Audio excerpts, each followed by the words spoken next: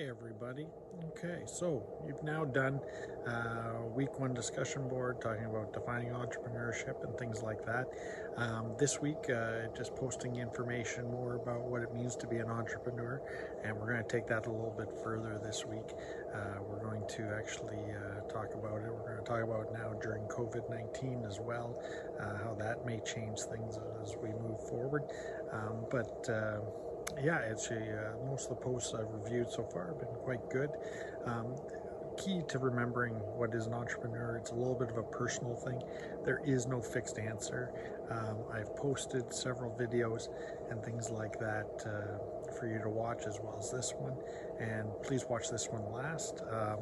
And it's, I just wanted to get across what I view it as, because we're all a little bit different. So my favorite definition for an entrepreneur is an agent of change. It's a very simple one, but I like it the most personally. A lot of people define entrepreneurship as people who make a profit or start a business or build a product or build a brand.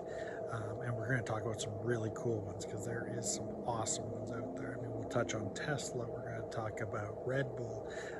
We'll talk about the big ones, Steve Jobs, guys like that. Dyson was a really cool story. So we'll get into a bunch of those really cool stories as well, but hopefully some of you maybe even have a much smaller success story. So for example, my dad was a Canadian Tire dealer, started a Canadian Tire store, built it up and very profitable, and was quite successful, and I got to learn from him. I was super lucky, got to learn a ton about business at a very young age. So I mean, I had a foot up on most people. So for me, that agent of change concept is very important, because one of the real questions you need to ask yourself is that, to be an entrepreneur, do you have to make money? My argument would be no. I've seen some great entrepreneurial ideas that have nothing to do with money or profit. So for example, if someone, regardless of it, I know this will create profit, don't misunderstand, but talking about, a vaccine for COVID-19. Whoever comes up with one first, will they make a ton of money? Sure. But do I want to believe some of the people working on it and those skilled people building something new that I view as entrepreneurial are doing it for the betterment of the world? I do. People trying to cure cancer, stuff like that. The Giving Pledge, started by Warren Buffett and Bill Gates. Is that not entrepreneurial? I'll talk more about that one in future videos. Or you can take a look online, just type in Giving Pledge and you'll find a fair amount of info. So my thing is that does entrepreneurial or being an entrepreneur have to be focused around money? For me, the answer would be no. For some of you, it may be yes. So I'm just telling you my personal opinion on it, and I just wanted to share that. So this week's discussion board, I will put it up, but I would like you to talk about, who you look up to as an entrepreneur, or who you'd like to be like. It could be anyone from someone you know close to you, all the way up to the big guys or girls out there that have created successful businesses. Kardashian, stuff like that, create unbelievably successful businesses. If you're into TikTok or YouTube, look at how many famous people there are at that.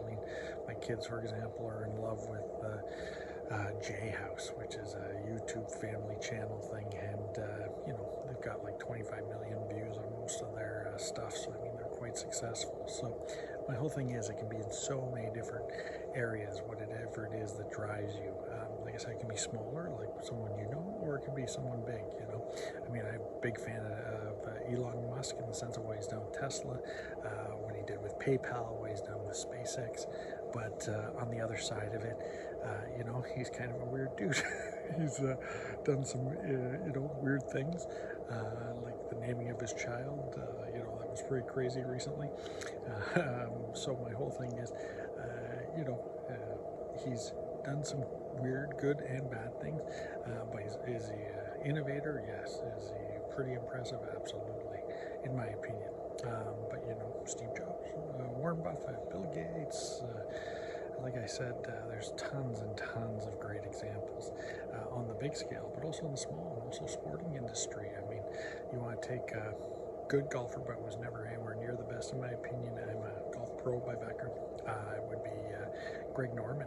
He created a huge franchise around him without ever being the real best. I mean, he won a couple majors and stuff, but he was also known as probably the biggest choke artist, unfortunately, and I was a huge fan. But what he created in the Shark brand with Reebok was, I mean, it made him billions. I mean, it was so impressive what he created. And, you know, this was a golfer that was great, but not the best. So my point is that there's always opportunity to see different ways to do things.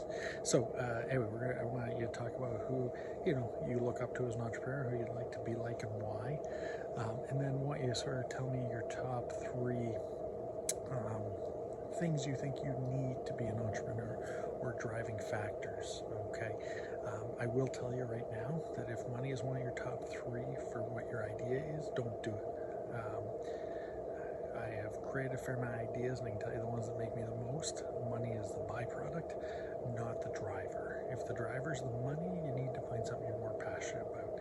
I can tell you that personally. I can tell you I've seen it over and over. If money's your driver, you'll quit too early, and I'll show some videos in relation to it too. But yeah, I just wanted to share. It was very nice to meet all of you. I will do a video post session where instead of a discussion board or anything like that, you will do a video post, so I get to meet everybody. So anyway, this will be up later tonight, and it's just going through your discussion boards from week 1. And yeah, nice meeting everyone. Wes Ranto here, signing off. Bye.